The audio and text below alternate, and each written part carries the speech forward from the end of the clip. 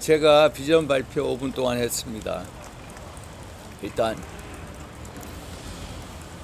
윤석열 정부의 성공 또 총선 승리를 얘기하는데 그게 결코 쉽지가 않다는 사실. 대한민국 우파 정부 중에 성공한 정부 별로 없었습니다. 총선 승리 지금 솔직하게 최근에 갤럽 여론조사에 보면은 윤석열 정부를 견제하자라는 여론이 55%에 달합니다. MZ세대가 윤석열 정부를 도와주겠다라는 여론 20%밖에 안 됩니다. 이런 상황하에서 정부의 성공, 총선 승리라는 게 쉬운 일이 아니다.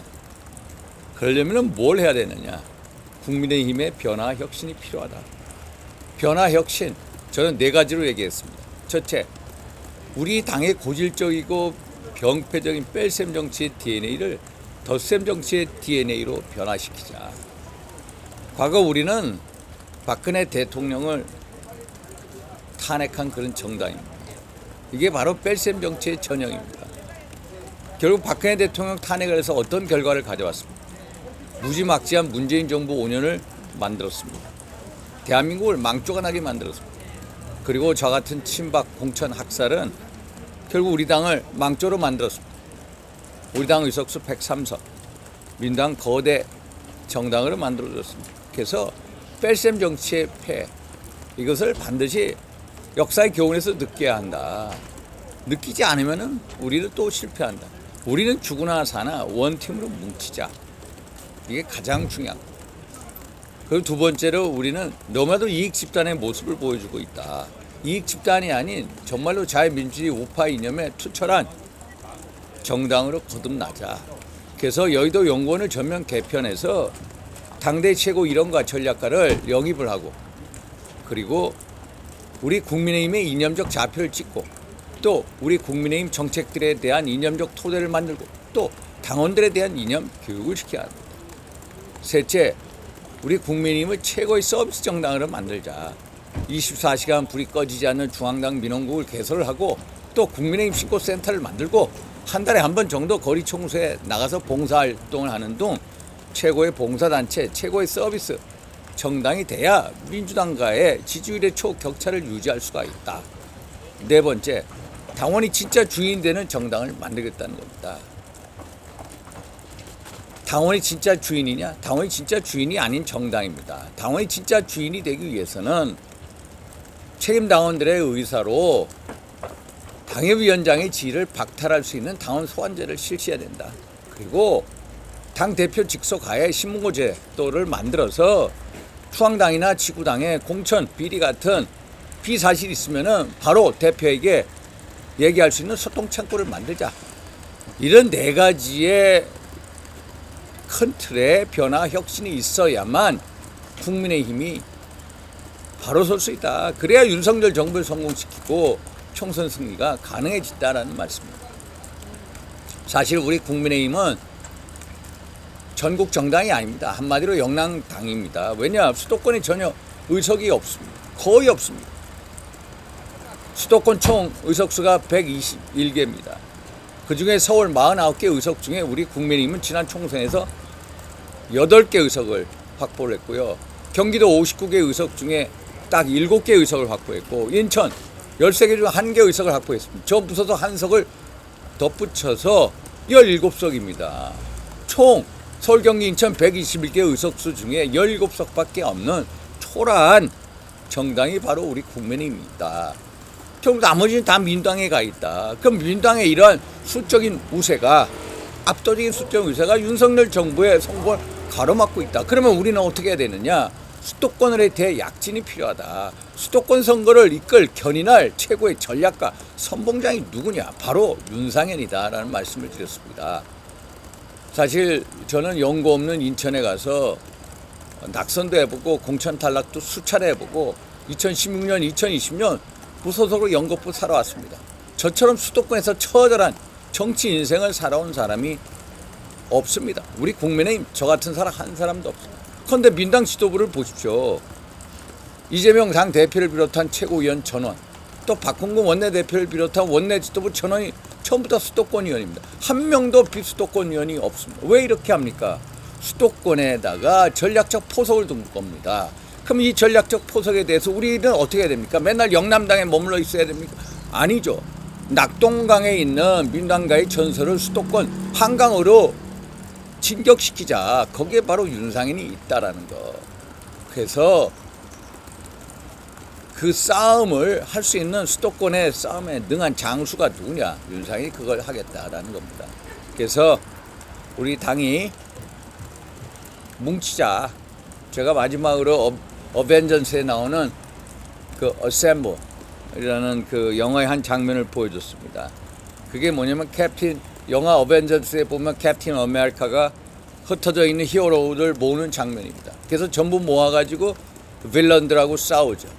그러면 어벤져스에는 지구를 지키는 캡틴 아메리카가 원팀을 이루었듯이 자유민주주의를 지키는 우리 국민의힘에는 미스터 플러스 윤상현이 반드시 원팀을 만들겠다. 원팀을 만들 수 있는 사람은 누구냐? 바로 윤상현이다. 원팀을 만들어서 결국은 저의 덧셈 정치로 반드시 총선 승리로 보답드리겠다. 저의 진정성을 믿어달라. 이런 식으로 비전 발표를 했습니다. 됐습니까? 그래서 어벤져스 어셈블이 아니라 국민의힘 어셈블. 국민의힘 뭉치자. 뭉치자 국민의힘. 이러고 나왔습니다. 또 질문 같은 거 없어요? 그러면 네. 수도권에서 의석수를 늘려야 한다 말씀하셨는데 이제 수도권에서 의석을 늘리기 위한 전략이나 수도권에서 의석을 늘리려면요. 솔직히 선거는요. 수도권, 중도층, 그리고 MZ세대 세 가지 변수 속에 결론이 납니다. 그러면은요. 일단 수도권에 한동훈 장관 같은 분 차출할 수밖에 없습니다. 그 둘째, 수도권에 여러 텃밭이 있습니다. 텃밭에 젊은 인재들을 공천해야 됩니다. 그래야 우리가 수도권 MZ세대에 어필할 수가 있습니다. 지금까지 수도권의 텃밭 공천을 어떻게 했습니까? 공천관리위원장 당 대표하고 가장 사적인 이해관계 충실한 사람들을 공천했습니다. 그래서 맨날 공천이 망조가 난 거 아닙니까? 지난 21대 수도권 공천 보십시오. 우리 김병민이, 장예찬이, 김재섭이 전부 다 강북 떨어지는 지역에다 갖다 놓고 청년벨트라고 얘기했습니다. 다 떨어지는 지역에 뒀습니다. 그런데 민당 어떻습니까? 젊은 인재들을 민당의 입장에서 텃밭에다가 공천합니다. 이게 우리들하고의 차이점입니다. 우리는 공천을 할 때 공천관리위원장이나 아니면은 당대표하고 친한 사람들, 이해관계 있는 사람 공천하는데 민당은요, 젊은이들을 오히려 텃밭에 벤치합니다. 왜? 민당하게 이념적인 청년 인재들을 모으기 위한 그런 공천을 합니다. 그런데 이 공천을 바꿔야 됩니다. 수도권에 또 여러 텃밭 지역에 정말로 젊은 청년 인재들을 과감하게 공천을 해야 됩니다. 그래야 MZ세대가 돌아오죠. 그리고 한동훈 장관 같은 분 명망가들을 수도권에 투입시켜야 된다. 이런 말씀을 드립니다. 이와 관련돼가지고 그 젊은 인재들을 예? 세대가 그 공천을 해야 된다는 그런 주장도 하셨는데 그것보다는 그 국민의힘 내부인 경우에는 애초에 그 젊은 인재 자체가 없다라는 그런 비판도 많이 나오고 있는 상황이거든요. 젊은 인재는 이제 에 대한 그 육성을 할 수 있는 방안이 젊은 인재 육성 방안. 일단 젊은 인재는 아직까지 시간이 있어서 젊은 인재를 영입할 시간적인 여유는 있습니다. 그러나 젊은 인재를 육성하기 위해서 우리는 시도당 아카데미를 활성화시키고요. 청년 정치대학을 만들어야 됩니다. 그래서 정치를 꿈꾸는 젊은이들에 대해서 계속해서 여러 가지 정치의 소양을 쌓게끔 도와주는 거, 그게 바로 정당이 해야 할 일이죠. 그런데 우리 합니까? 우리 하다가 그만두고 민당은요 아주 결사적으로 합니다. 민당 입장에서 이념적인 동지를 키워야 되기 때문에 그렇습니다. 민당 입장에서는 결정적 시기에 자기네들이 원하는 그 사회의 대변화를 위해서 이념적 젊은 인재들을 키워야죠. 그런데 우리는 그런 뚜렷한 의식이 없습니다. 하나의 이익 집단의 모습입니다. 그래서 제가 말씀드린 대한민국 자유민주주의 우파 이념에 투철한 이념 정당이 되고 그거에 필요한 젊은 인재들을 우리가 양성해야 돼. 양성할 수 있는 게 뭐냐? 청년대학을 만들고 또 시도당 아카데미를 통해서 평점을 매기고. 그래서 중국 같은 경우에 보면은 청년단이라고 있습니다.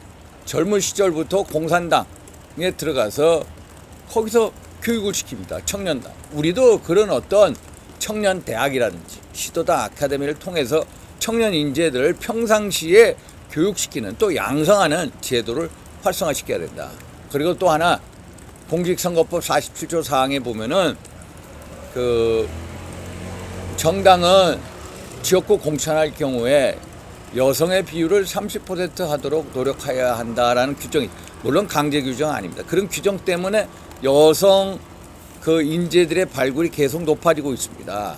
국회의원으로. 그래서 우리가 그런 어떤 공직선거법 개정에도 앞장서야 됩니다. 저도 그 법안에 대해서 발의를 해놨습니다. 청년들을 위해서 우리도 지역구 공천 시에 청년들에 대한 공천 비율을 우리도 20% 이상으로 한다, 30% 이상을 한다, 이런 법안을 통과시켜야 되죠.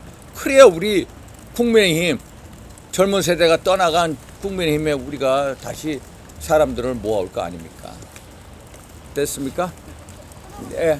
어제 그 나온 여론조사 결과에서 3일에 이준석계로 분류된 천하람 위원장 그 장이 나왔더라고요. 음. 1.3% 정도 나왔던데 성주환 씨가. 근데 그게요, 어디, 아니, 천하람이 어디 보니까 또, 뭐, 또 1.7% 나왔다고. 그거는요, 솔직히 저는 여론, 그거 안 믿습니다. 그 여론조사 뭡니까? 300, 400명 갖다 놓고 하는 건데, ARS로 찍는 거, 그건 여론조사가 아닙니다. 현혹하는 거죠. 그래서 그런 여론조사는 별 의미가 없어요.